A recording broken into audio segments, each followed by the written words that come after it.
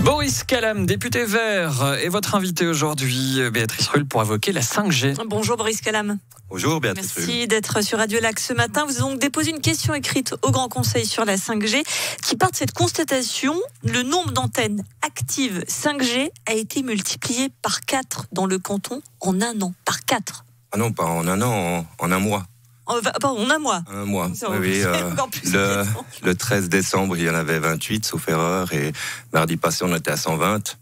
On peut imaginer encore quelques centaines qui vont venir, mais il y a un moratoire qui a été déclaré qui a demandé par le Grand Conseil et qui a été déclaré à 3 reprises par le Conseil d'État. Réaffirmé en décembre. Réaffirmé en décembre, absolument, et on voit que les opérateurs continuent à mettre en œuvre leur développement de 5G sur le territoire de Genève, ce qui est un peu particulier, ce notamment sur un certain nombre de bâtiments publics. On va juste préciser que le moratoire porte sur de nouvelles antennes 5G. Là, on parle d'antennes 5G actives, c'est-à-dire que concrètement, on va parler un peu technique, mais une antenne 4G peut émettre de la 5G, ce n'est donc pas dans les faits une nouvelle antenne 5G puisqu'elle est déjà existante et est en 4G, ce qui nous pose la question finalement de ce moratoire et de son utilité, puisque si une antenne 4G peut mettre de la 5G, même si c'est pas une nouvelle antenne, ça peut poser quand même problème.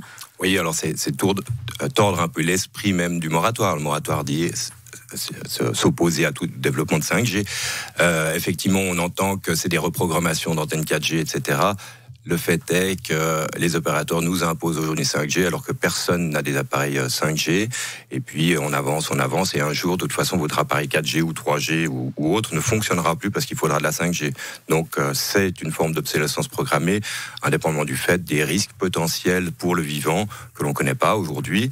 Le rapport de la Confédération qui devait venir en été 2019 est venu pour finir en automne 2019, où le sujet de l'innocuité n'est pas tranché par l'Office fédéral de l'environnement. Autre constatation que vous faites et qui va sûrement surprendre, enfin en tout cas moi elle m'a surprise, c'est que certaines de ces antennes se trouvent sur des bâtiments publics ou parapublics. J'en cite quelques-unes: les messes du bout du monde, le service des autos, l'hôtel de police du chemin de la Gravière, les ports francs de Genève, l'hôpital des Trois Chênes ou encore le terminal de l'aéroport. Bref, on est cerné, y compris sur des bâtiments publics. Alors c'est ça qui m'a surpris, surtout quand j'ai consulté le plan en ligne que l'on peut trouver sur le site de l'Office fédéral des communications. Donc on peut aller pointer chaque antenne, regarder le plan satellite ou standard, et en fait de dire... C'est un moratoire du Conseil d'État qui lui-même a le contrôle sur les établissements publics. Alors ma question était notamment de savoir quelles ont été les mesures mises en œuvre par le Conseil d'État auprès des différents établissements publics, de savoir quels ont été les moyens entrepris par le Conseil d'État envers les opérateurs, le cas échéant juridique. Et en tout cas, je suis sidéré par le peu de considération des opérateurs envers les pouvoirs publics par rapport à ce développement des antennes 5G. Ce que vous avez l'air de sous-entendre, c'est que finalement les opérateurs font un peu ce qu'ils veulent.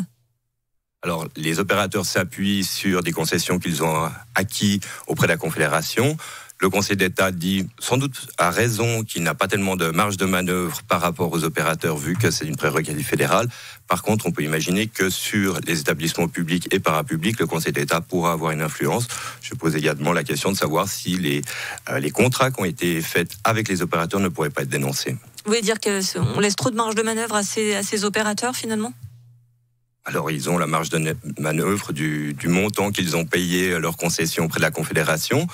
Ce que je trouve assez fou, c'est que la Confédération s'est engagée dans un système, alors bien sûr international, mais s'est engagée dans un système sans que l'on sache réellement s'il y a un danger pour la population et plus largement pour le vivant. Ce qui surprend aussi, c'est un peu l'opacité de ces antennes 5G. Vous avez listé effectivement ces bâtiments qu'ils contenaient.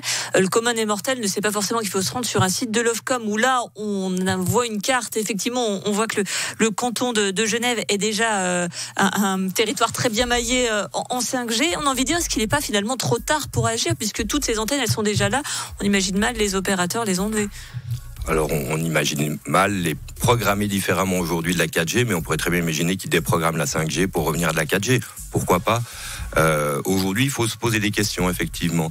Alors, c'est intéressant parce qu'il y a d'autres députés comme moi qui ont posé des questions, et même dans les conseils municipaux. Il y a des moratoires qui ont été développés, notamment en ville de Genève. Oui, on voit que ces moratoires ne fonctionnent pas. Et en fait, ça ne sert à rien parce que c'est vraiment une séparation des pouvoirs. En l'occurrence, la Confédération contre les cantons, voire les communes. On se pose des questions aujourd'hui et puis je crois qu'il faudra donner réponse. Et qu'est-ce que vous demandez là concrètement au Conseil d'État ? Qu'il se positionne, notamment qu'est-ce qu'il fait pour réaliser le moratoire. Parce que si c'est seulement un effet d'annonce, c'est pas très intéressant. Donc, ça semble en tout cas le cas d'après ce que vous nous dites. Alors ça semble le cas. Il faut qu'il précise sa marge de manœuvre, aussi quelle est sa marge de manœuvre, le cas échéant, qu'il engage des moyens envers les opérateurs, le cas échéant, les propriétaires, en tout cas public, parapublic, qu'on ait une garantie de renoncement tant qu'il y a cette période de doute. Merci beaucoup Boris Calam, député Vert au Grand Conseil. On suivra donc cette 5G avec grand intérêt. Merci à vous. Merci à vous, très bonne journée.